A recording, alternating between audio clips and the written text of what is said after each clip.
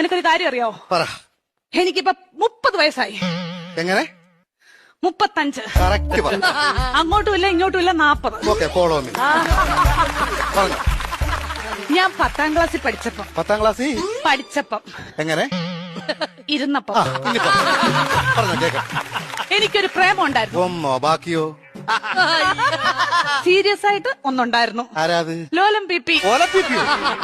ലോലം P അല്ല, ലോലം P. ഈ ലോലം P പിയുടെ കാര്യം സംസാരിക്കല്ലേ കേട്ടോ. ലോലം പി പി അവളെ പരിസ്ഥിതി ദിനത്തിന്റെ അന്ന് അവൻ എനിക്കൊരു കൊച്ചു ഊക്കാച്ചി തെങ്ങും തൈയുമായിട്ട് ഇവിടെ വന്നു. അപ്പൊ നീ അവനെ ഓടിച്ചിട്ട് ചവിട്ടി.